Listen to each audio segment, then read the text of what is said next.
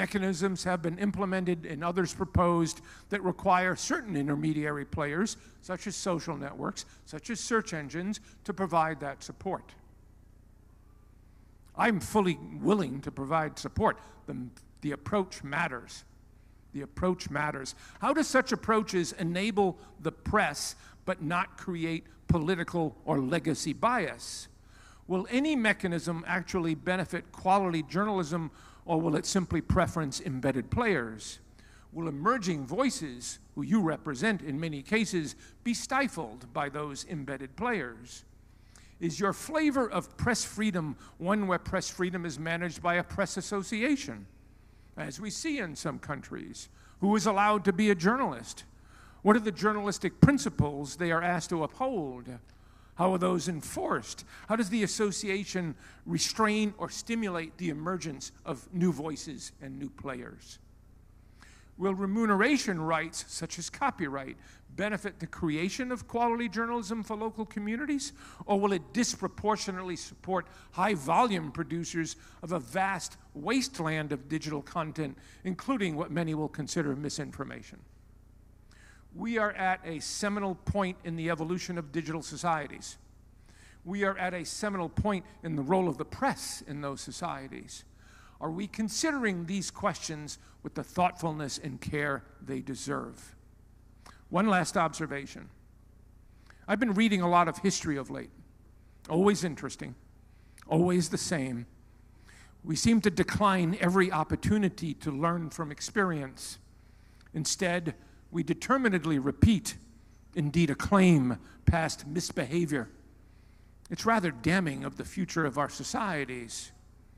Today, people speculate about the dangers of the internet, or more recently, the dangers of AI. It would be more accurate to admit that we are concerned about the dangers of ourselves, not the machines. The AI models being built are learning from the vast expression of humankind, both principled and not, sometimes in quest of a common good, often not. But that is the history of our species, is it not? How do we execute our work as journalists, as search engines, as policymakers, and not fall victim to the same dynamic, looking backward and not forward? Sometimes learning, sometimes not. What are the underlying principles being pursued? To what extent are those principles truly about the common good versus specific or self-interests? We must think beyond the memes. We are at a seminal point in the evolution of our digital societies. We are at a seminal point in the role of the press in those societies. May we consider these questions with the thoughtfulness they deserve. I thank you for listening.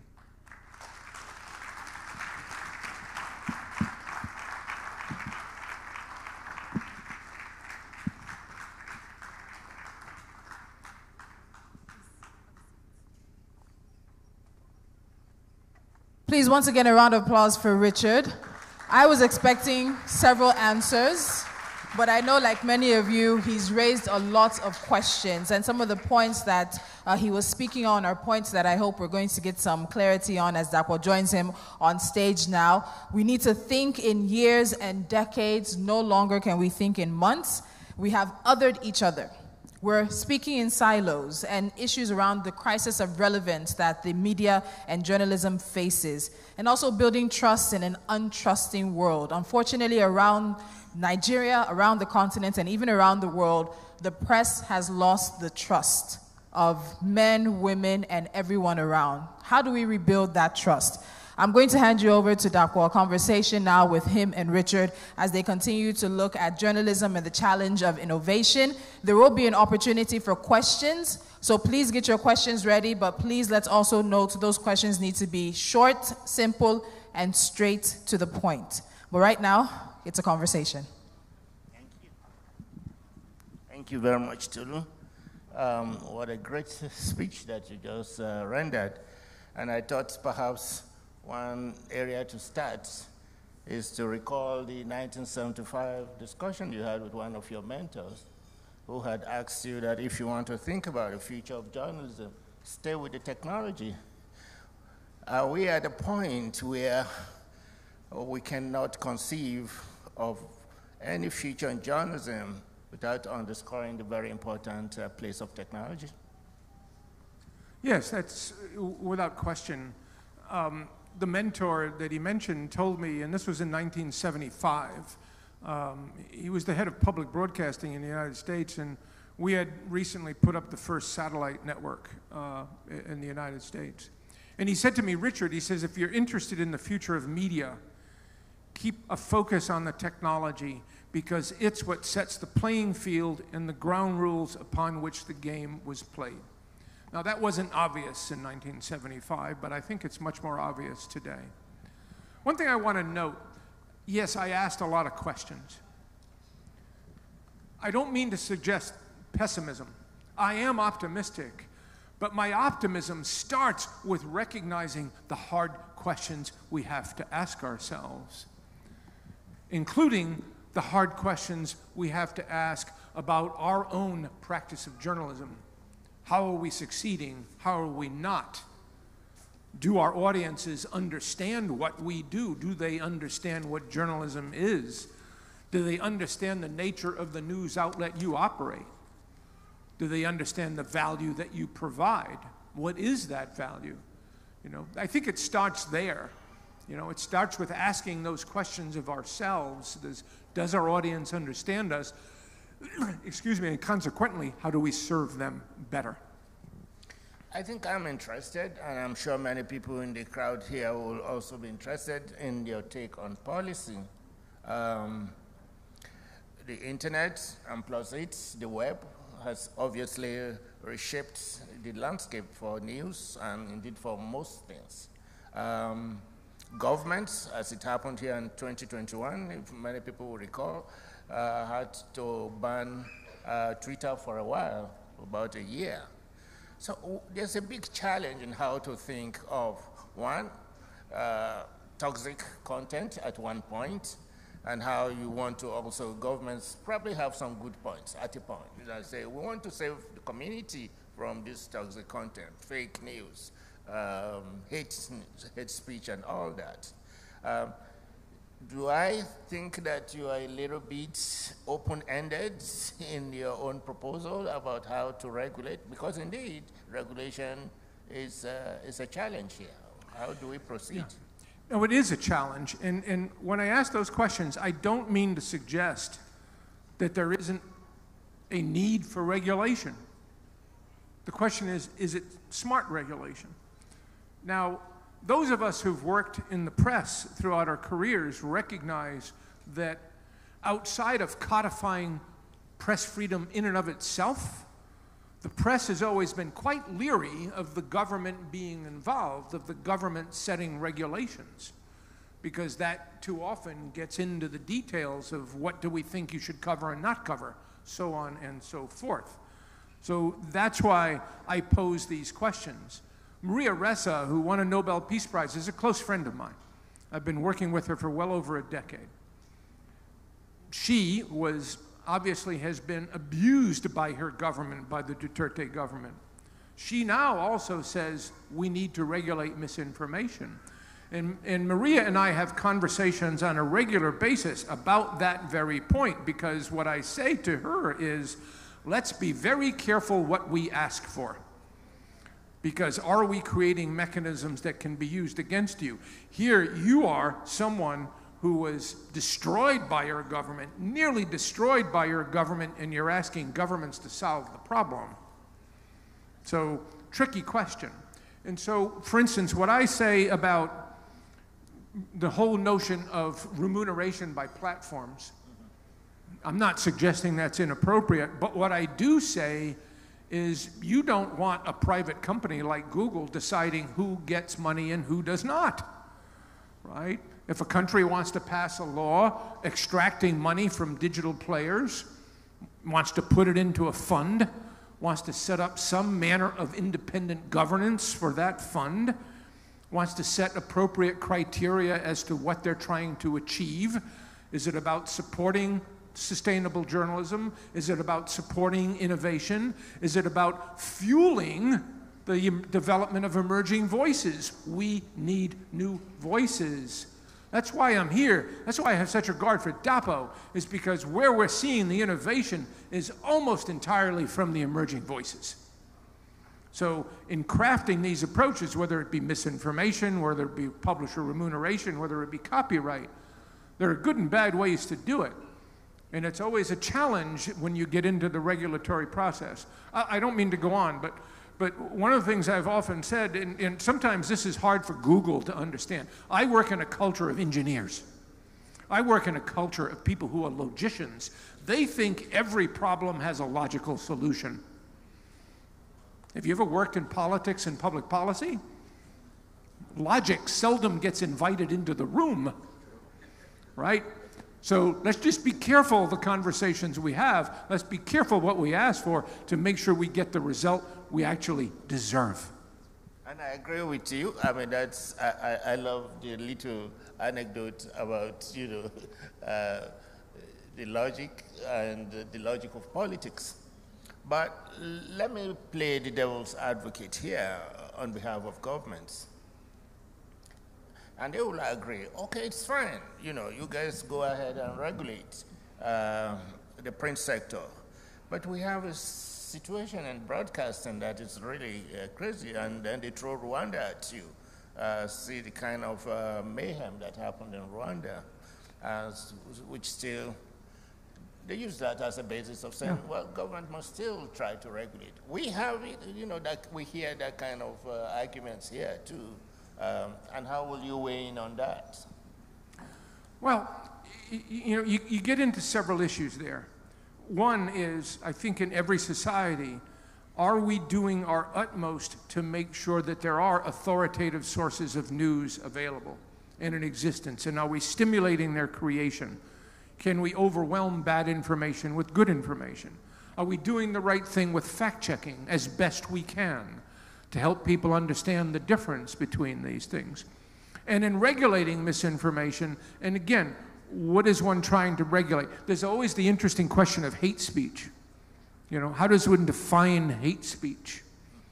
It's a valid concept. In the United States, hate speech is a very high bar. You pretty much have to be saying, meet me at this location, bring your guns, we're going to attack someone, right?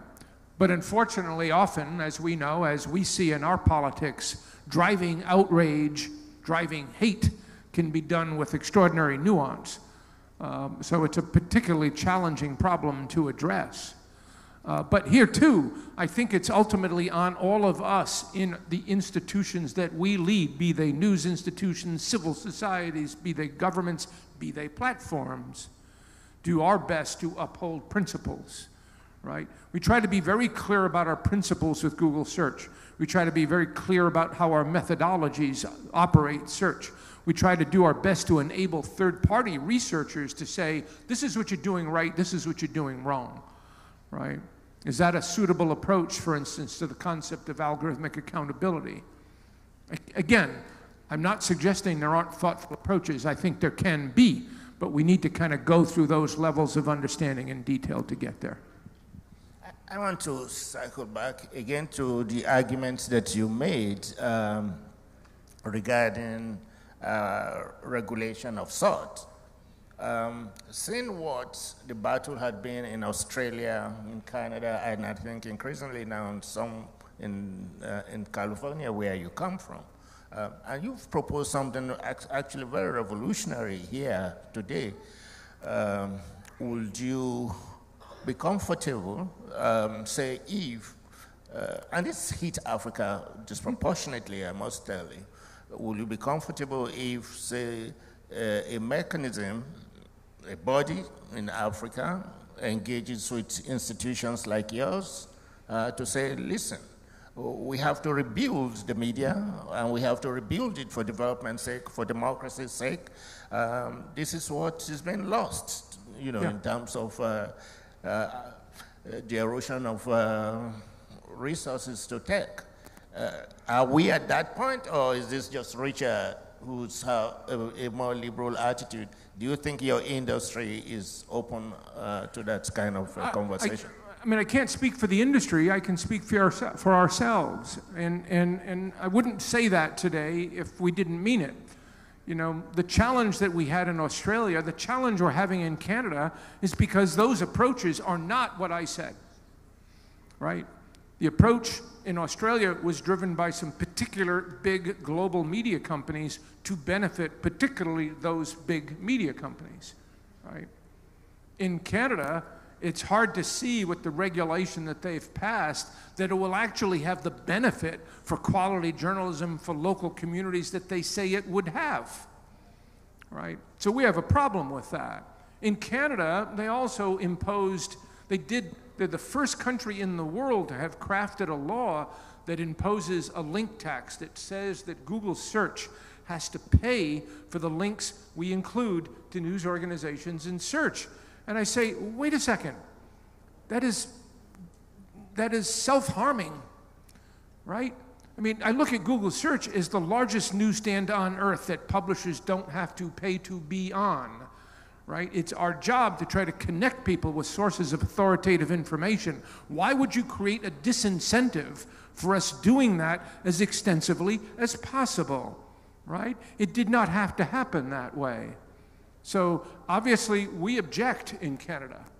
And depending on how that plays out, that's going to cause us to take unfortunate product action, but we feel we have no choice because the core principles there of, in a sense, breaking how the internet works and also suggesting, I mean, I find this point almost to the point of absurdity to suggest that a significant portion of the financial support of the news industry in Canada should come from a single private company decided by that private company?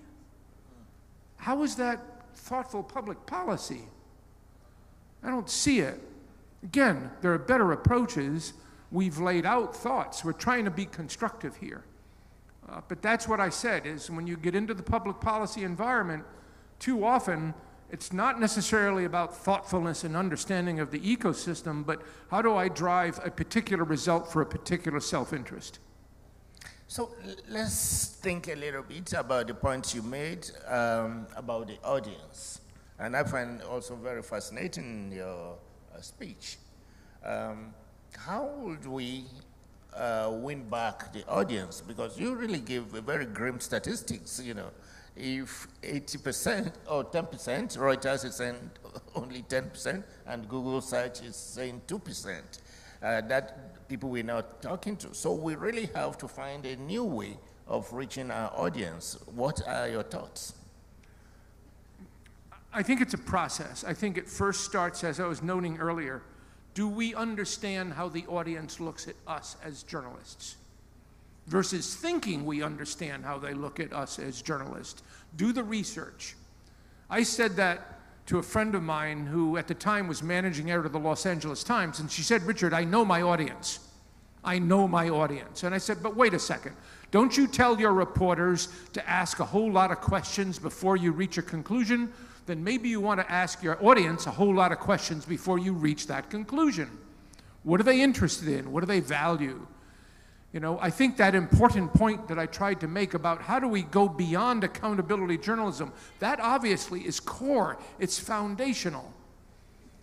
But there are so many other areas of content that are of value to our communities that can help build those bridges, right? The terminology, the linguistics, I think are critical.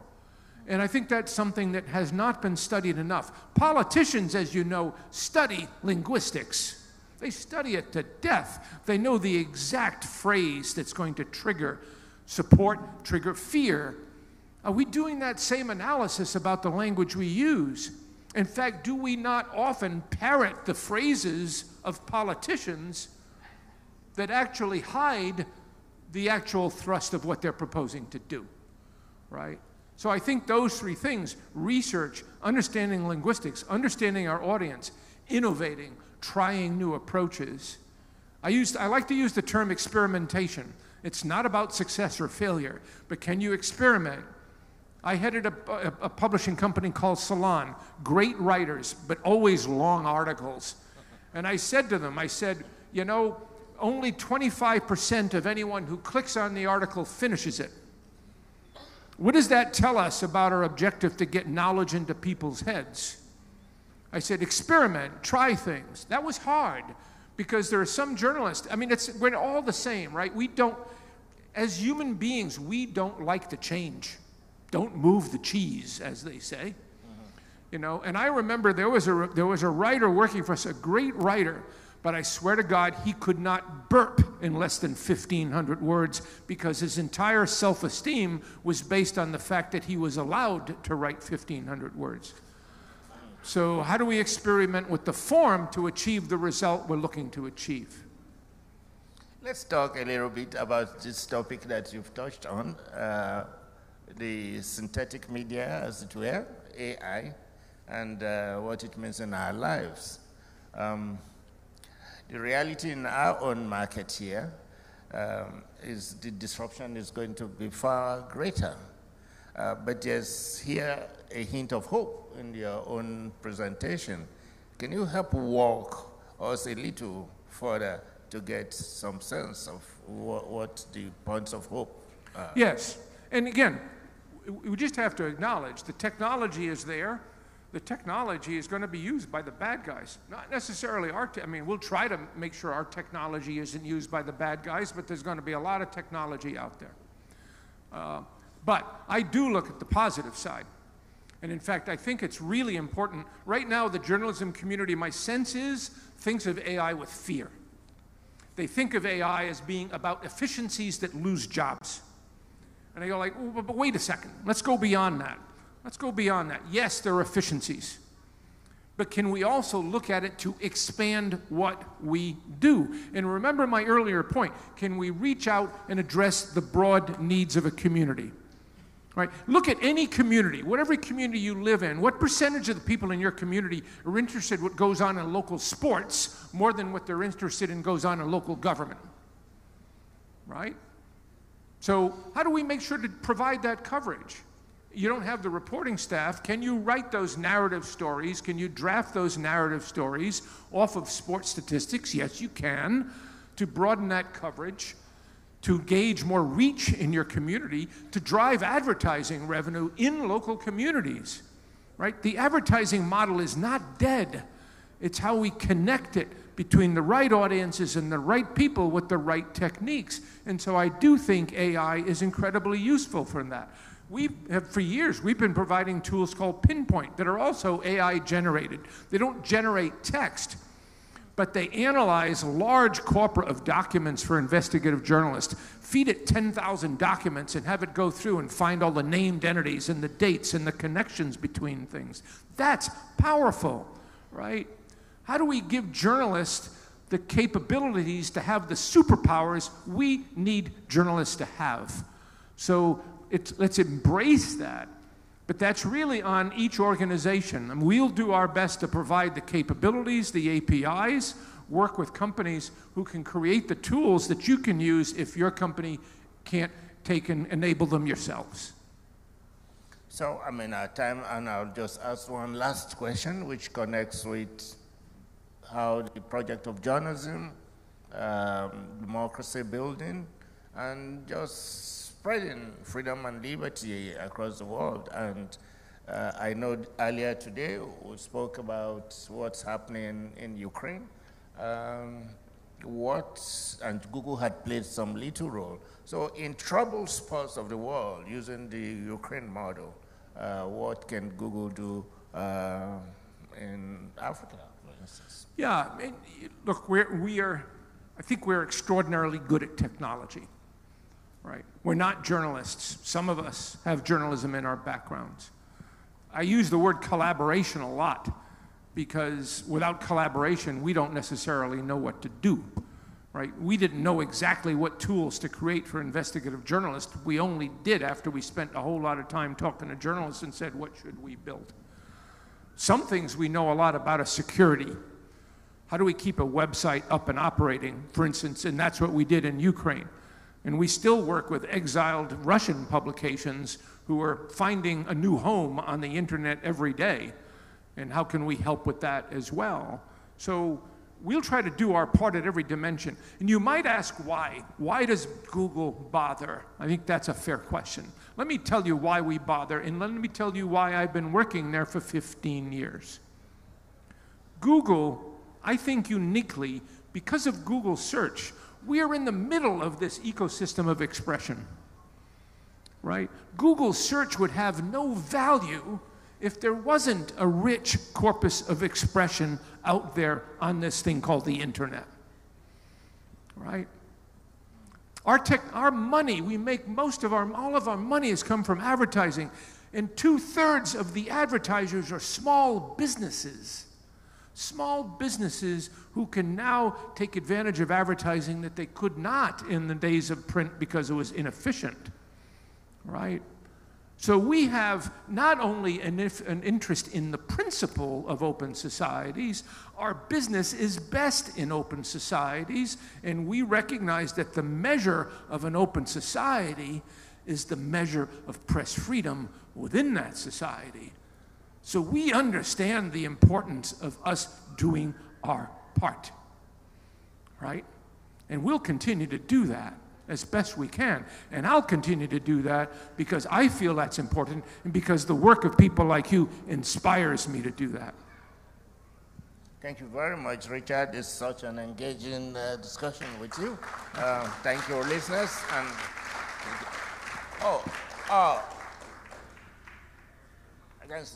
As I sometimes say, I've always been an optimistic person.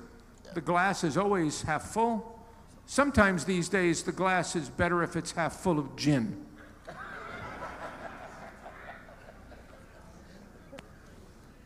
In these 2 seconds, can you pronounce your last name for us? That's become something of a big debate at the back. Okay, seat. so in English-speaking countries, it's best pronounced Gingras. However, I had to testify in Canada recently. They said, Richard, come to Canada, you must testify.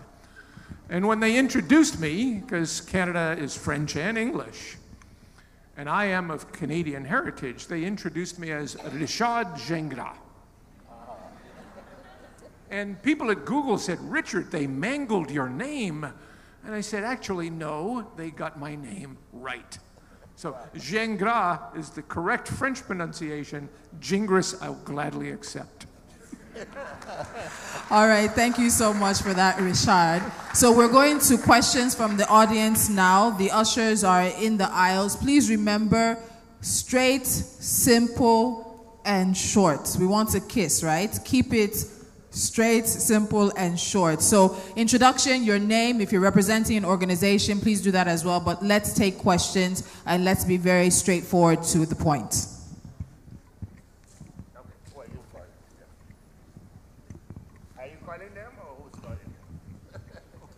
Good morning, sir. My name is Gingras, and I write for the Guardian newspaper, Lagos. My question is drawn from the analysis you gave about we are emotional beings. We think about our tribe first, and that people tend to prefer. They don't prefer a logical reporting. And which is at the core of accountability that the media is expected to drive. So how do you balance that as a media house, as a content generator, without you being unprofessional, because you want to meet the emotional, and once you're emotional, that means you're not thinking about being factual, being truthful, and how do you do that as a media, as a content generator, without you being unprofessional?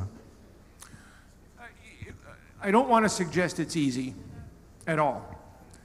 I mentioned earlier the work of the Constructive Journalism Institute in Denmark. They've been around a while. They work around the world. An interesting fellow by the name of Ulrich Hagerup. Constructive journalism, it's not happy news. The approach, though, the thoughtful approach, to me it starts with the notion of, sometimes journalists get uncomfortable with the word advocacy. I shouldn't be an advocate. Well, one way to look at it is say, well, you are indeed advocates for the interests of your community. And so when you're covering a story, if you take the philosophy of constructive journalism, if there, for instance, is a bus crash at a certain intersection in the city, and you're reporting on that, and 12 people died, well, that's not exactly a happy story, but you're going to report it. But can you report it with an air of constructiveness of saying, yes, this happened. Here are the reasons why we think it happened. Here are what some of the potential solutions might be, right? So can you begin to break it apart? Can we kind of go beyond, you know, the old phrase about news is it bleeds, it leads, right? So can we make sure that in covering the story, it's not just about the bus crash that day, that in subsequent days you're going back to it and saying, well, how do we address this constructively, all right? How do we address the constructive approaches that can address the needs of our society? Can we do that in evolved approaches to storytelling that help users say, yeah, this is important. I like what these people are doing. They're helping my community be a better place.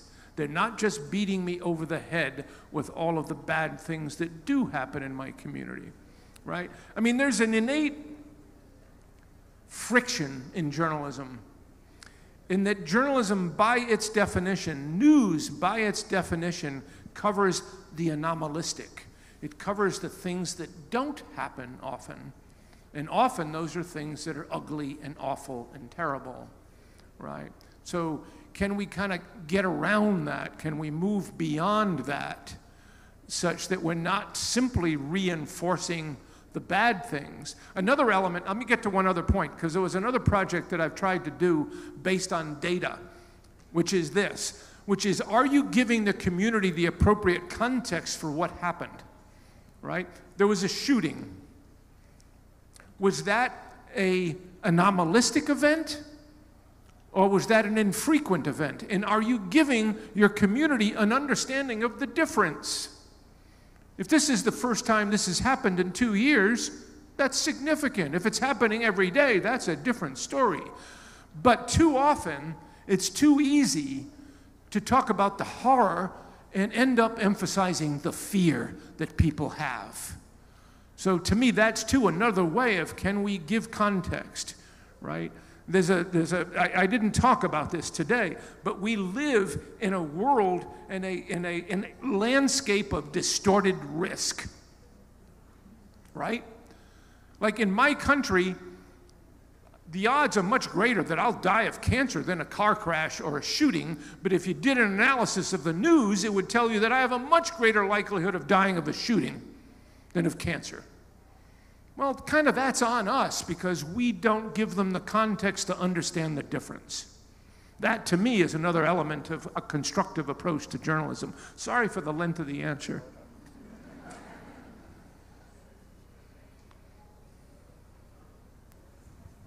You have to pick your people from the front, because how do they know? Over here. Thank you. My name is Haruna Mohammed. I am the CEO and publisher of WikiTimes. So WikiTimes is a small news outlet based in northeast Nigeria. My teacher tells me that Google is next to God. And that is why it's very difficult to question Google or to hold Google accountable regarding some of the decisions it makes. So one of the growing concerns publishers have, particularly small newsrooms, is that we produce content and Google make money out of those content. And I am glad you recognize that small newsrooms are very, very important for our democracy. So is that a concern you recognize at the Google, that we produce content and you make a lot of money out of the content we produce? And are we likely to see some levels of fairness anytime soon? Thank you.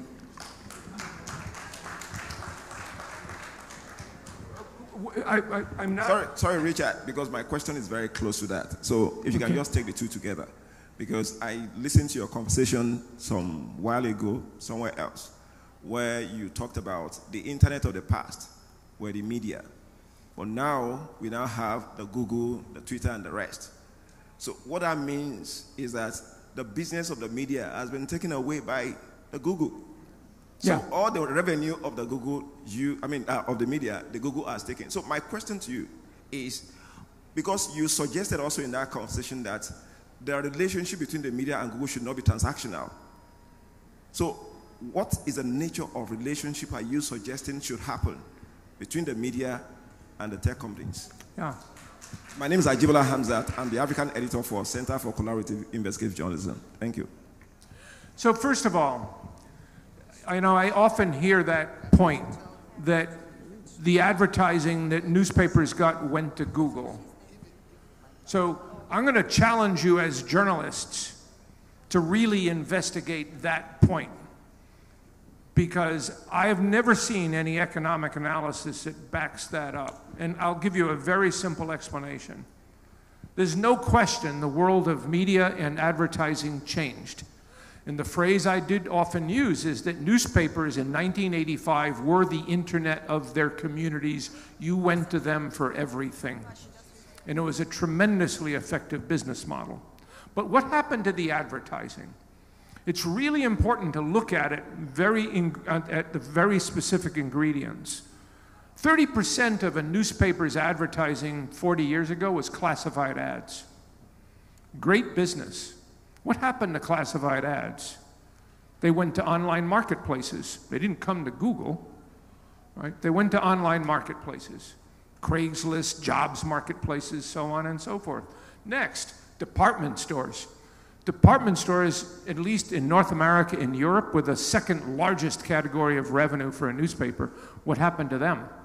They've disappeared in a world of e-commerce. They've disappeared in a world of Amazon. You look at supermarkets, food service companies, coupons, right? My mom always clipped the coupons out of the newspaper to get the discount. That doesn't even happen anymore, right? In the United States, you enter your phone number, and if you're part of their loyalty program, you get the discounts. Car dealers. So 80% of newspaper advertising basically disappeared into the internet. It didn't come to Google. So, but again, I'm not saying we don't have a role to play going forward, but I think if we're going to talk about support for journalism going forward, we should be accurate in understanding what really happened with the disruption. Like I hear often today, they say, oh, Google and Facebook control 80% of the advertising market. It's not true. Actually, we don't even know that, but if you look, there are third parties all over the place that say now on average, Google's percentage of the ad market is like 28%. It's significant. But also note that part of that revenue is the 30% we make in providing tools that publishers use to drive ad revenue. So it's just a whole lot more nuanced than what one suggests when they say, oh, the newspaper business died because of Google. I mean, again, if that can be proven, then state it. But what I find really unfortunate in these debates about public policy is to have people who are suggesting that the public policy is needed for the future of journalism, but then citing statistics and statements that are profoundly untrue. So, and I will challenge you to prove me wrong on that point. And I've worked with competition commissions across the world and economic analysis across the world, and I have yet to find it.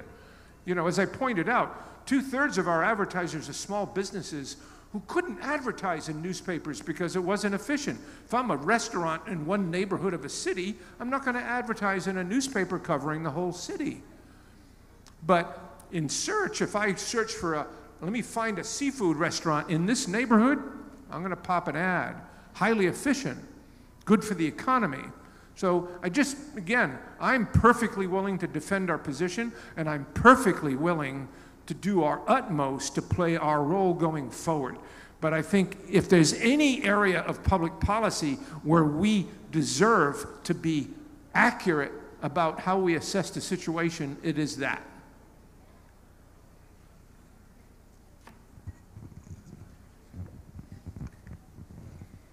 Hi, Richard. Thank you very much. My name is Adenike Aloba. I work for DataFight. And my question is around just the relationship and the interface and some of the work that we may not know about the interaction or the intersection of technology and gender. So we hear a lot of work being done around fact-checking and verification. We see a lot of work around recognizing hate speech, but there's not a lot of conversation about the work that, you know, technology companies are doing to improve representation, to counter digital violence against women and girls. And I'm just wondering, perhaps we don't know about some of this work that is happening, and if you can provide some understanding of some of the work that might be going on around this. Thank you. No, look, it's of critical importance in any society that we address the challenges of diversity. For instance, on the question of trust, I helped found something called the Trust Project. One of the things that Sally Lehrman learned in her research was that the trust in a publication is based on the user's perception that they are represented by that publication, right? If I'm a woman, am I seeing women? If I'm a person of an ethnic minority, am I seeing that ethnic minority? I think it's obviously critical, and it's critical in what we do as well. And it's obviously not a solved problem. I do believe in the work that we do, everything from the grants we make to the trainings we do to how we invite people to conferences, where we continue to do our damnedest to try to make sure we have representation. But I don't want to claim success at all. I don't want to claim that there isn't more to be done.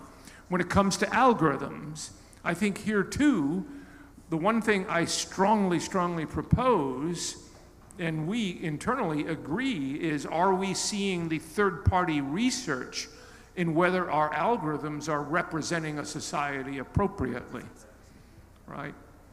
You know, we don't create the algorithms with those specific objectives in mind, but again, there's a 160-page document on the internet that tells you the principles of how search works. But that doesn't mean that search is working. So we need that feedback, we need that criticism.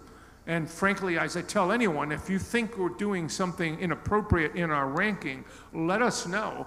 But when you do, be very specific. Show us exactly the problem. You know, show us the screenshots, for instance, such that we can understand the nature of the flaw and try to address it. But I think, you know, again, I don't think when we look at the divisiveness in our world, if we're not addressing the issues of diversity, I don't think we stand a chance, right? And it's hard, because I'm living in a society that is tearing itself apart right now, you know, in ways that can make you weep. And we have to find ways to address this without, again, the problem of the other being perceived as, well, you're just the other, right? I mean, I wake up in the morning 5 years ago and I got the President of the United States saying we're biased in our rankings. And my only best defense was to point to third-party research that said, actually, no, they're not. So we need that help too, to continue to improve what we do. And it's not perfect, and it won't likely ever be. But we need to keep working at it. Thank you. Good morning, Mr. Gingras. Great speech. My name is Vahela Kwaga. I work with the Budget Foundation. We're a civic tech organization. Mine is a public policy question that has to do with digital literacy and, you know, regular literacy. I suppose you could say that Nigeria has made some relative success or progress in literacy, but because journalism, media generally performs epistemological functions in a society, it's important that people have like a level of literacy. Is the question that there is a dichotomy or a challenge between digital literacy and regular literacy a false dichotomy? Is it real? What are your thoughts around how we can inform public policy to address that? I don't know if it's a false dichotomy. I mean, look, basic issue, we have problems with media literacy, right? Whether digital literacy or beyond. And it's, you know, we say, and we need to do a better job in schools, and we do, but it's not just kids, it's adults as well. And I think that too, it's on us, all of us, You know, when I look at Google search, again, our best answer, as I said, on complex questions is surface a diversity of voices. But I'll also say, when we talk about bridging the divide, one of the things I have real concern about is the expansion of the partisan press. And I can only speak to the countries that I'm intimately aware of my own. And I can tell you, I despise the partisan press on both sides of the equation. And we have both sides of the equation in the partisan press in the United States. And I don't think it's doing anything to bridge divides, right? And so how can you address media literacy if you're not also addressing the partisan nature of people's beliefs, right? I think it's an extraordinary problem. And I understand the temptation, right? I can recall, I was in the room when Ted Turner launched CNN in the 1970s. And when he launched CNN, he said, we finally now have the time to do journalism right. We now have the time to do long stories, not just short stories. But unfortunately, what he found was that long stories were both expensive and not terribly interesting to lots of people. And what they found over time was doing confrontational chat shows was better. What does that say? What does that say about ability to get beyond this if we think, you know, our best way to be successful in media is by playing to the divides and not bridging them? You know, so there too. I mean, one of the things when I say be careful about playing to the memes, because we too easily make generalities. We too easily make generalities about tech, about big tech. We make generalities about journalism. Journalism isn't monolithic. You know, some people say journalism is about the truth. I go, whoa, whoa, whoa, whoa. When you say it's about the truth, you've probably lost half your audience, because half your audience says that's your truth, not my truth. So, you know, we need to be careful. The world of journalism comes with many voices. And so I do think that the more we can do as journalists to drive the evolution of news organizations who can see beyond the differences. I had conversation recently with Rasmus Nielsen, who does the Reuters Institute report. And he does these trust ratings. And trust, as I say, trust is in the eye of the beholder. Trust is not equal trustworthiness, right? I can tell you people in the United States trust Fox News as much as they trust Donald Trump, and vice versa on the other side. I asked him, I said, wouldn't it be better in your next report, and this is his business, not mine, says, when you do those surveys, you actually have people declare their political position on the spectrum. So why don't you do the analysis that tells us which outlets are doing the better job of being understood to be trustworthy across the spectrum, not just based on popularity with people who are confirming my bias. So we want to talk about bridging divides. I think we need to address that as well. And we need to measure ourselves against that. Because if we don't, I don't see how we get to the other side. And in my own country, the divide is getting wider, not narrower. You know, I don't think many in our country never thought we'd be in this position, and now we are. Not good. All right. Can I go? Natalia? Okay. Thank you, Mr. Richard. Oh, okay. Okay, go ahead. It's very interesting. You're talking about helping, particularly Africa, with tools to do our work. And that sounds very interesting for me. My name is Agba Jalingo. I also run a local media organization, Cross River Watch. But I'm concerned about the use of technology, the underlying intention. You mentioned it very briefly. Some of us are cynics, naturally. And I would put my hand on my chest and say that most times when big techs are offering these solutions, the first thing that comes to my mind, beyond the spread of democracy, liberty around the world, what is the underlying interest? And we have, because we don't have the capacity to produce this text for ourselves, and we also do not have the capacity to discover the underlying interest. I could give an example. America had the capacity to discover that balloon that China sent, and they had to go destroy it. I'm very sure that if that balloon was flying over Nigeria, maybe our military will not have the capacity to discover that somebody somewhere is spying on us. So should we actually be very, very concerned? Because we had issues like NSAS. How do you formulate these algorithms in a manner that we are sure that somebody is not using these tools? While furthering our job, somebody somewhere is not using these tools to either take advantage of us or to either impose their own political agenda on us without us even knowing. We see that work with like the issue of LGBT. The way and manner some of these tech companies are throwing it on Africa is they are not taking into consideration our cultural diversity from their own. Somebody is giving us the impression that you must take it, and they are popping these things on our faces, and we suspect that that is the underlying interest for some of these tools that they are giving us. Should we be genuinely worried?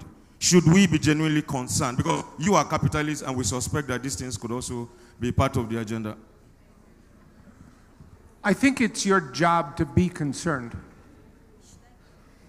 I would never guide you to not be concerned. I would never guide you not to hold companies like ours to account, right? It is my hope that we will do the right thing. In internal discussions, just recently, the conversations I'm having with things like AI is, are we appropriately respectful and thoughtful in addressing the needs of the different societies we work in? And be careful what we assume as a Western country about what we think is right or not right. Right? We have to do that job well. We have to reflect what's happening in each country. We have to train those models on what's happening in each country. Now, that's not going to be easy. Someone asked me the other day, there was a scientist who said, AI can never be smarter than humans. And in a sense, he was right. Because if you build a model based on the sum total of human expression, since we're kind of a dicey species, we're not always good, right? Then what's that model going to do? Does that model understand the difference between principle and efficiency? So how do you guide that model to be smarter than humans? And who's guiding that model to be smarter than humans? And who says the right answer? What is the right answer for Nigeria versus the United States versus any other country? So, look, it's my hope and it's my work to do our best to be responsible. It's your job and it's your work to hold us to account. Hi, my name is Natalia Gumenyuk, the founder of the Public Interest Journalism Lab from Ukraine, and I hope my question would be helpful to publishers and editors in the room. Do you now elaborate and work on how technology can find new measurement of the success of the journalism beyond clicks and likes? So there should be something else, because this particular way is favorable for the tabloid journalism. With the example, in particular, for instance, you've spoken about the trust, yeah. Do you think there should be a technological way to measure trust? So, for instance, what we were doing before the big war, when there would be a story about the vaccination or any controversy, we would experiment and we would show this story for the various audiences, polarized audiences, and would measure the trust, whether the story would be trustful by people from different profiles. Yet we did that with polls, surveys, focus group, which is lengthy, expensive, and nobody else can afford that. So we thought, like, maybe there are other ways to do that, and are you thinking really about these things beyond you advising to the colleagues from the Reuters Institute? Yeah. Thank you. I am, because I've mentioned several times research, and I am continuing to look for third parties, because one of the things when I've been asking publishers for the last several years, what kind of research do you do? And sadly, 98 times out of 100, they tell me, oh, we don't have a budget for that. Or, oh, we study our logs. And I say, well, but you're not studying your market, your community. It's expensive. So I've been looking for, are there third parties who can do this kind of research on a syndicated basis, you know, where the templates are easy for various publishers to adopt. I don't think it's something that we can do for publishers, but it's something that I would like to see enabled from a research perspective. But I think to your core point, it is critical that we figure out new ways to measure trust.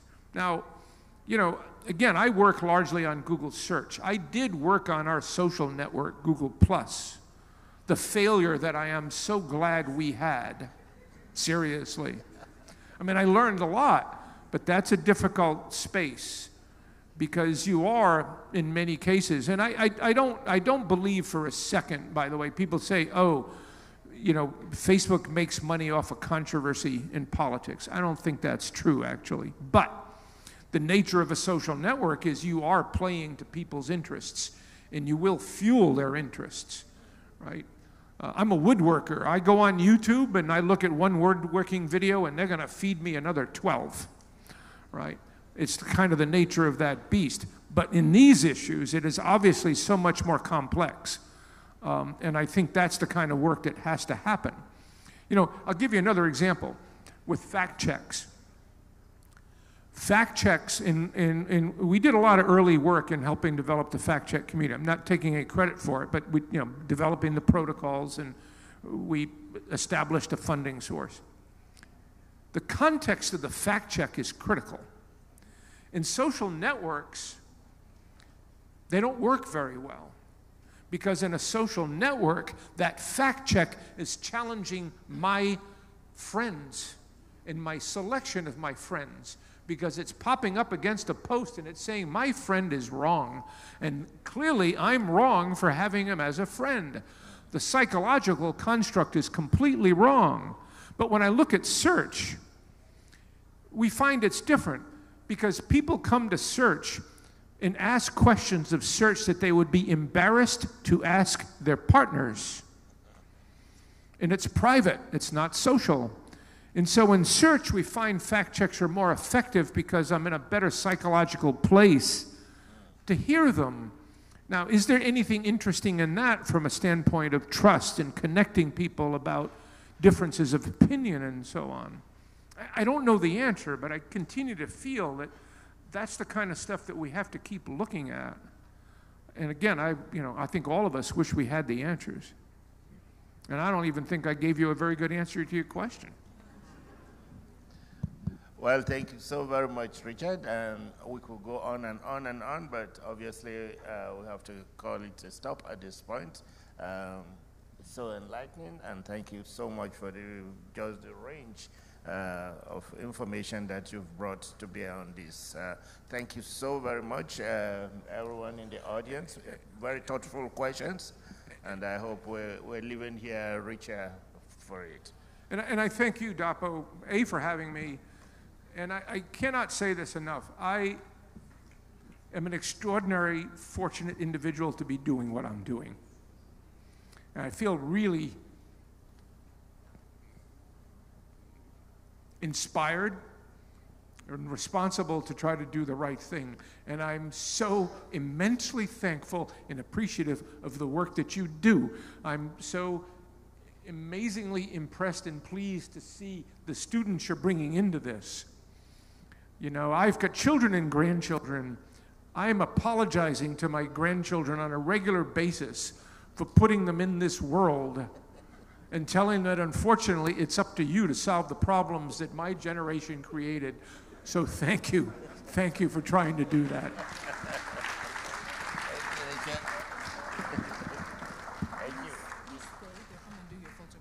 All right, so Richard and Dapo, please stay for photographs while I give some updates. Thank you. I think we can do another round of applause for Richard and Dapo. I know we had much...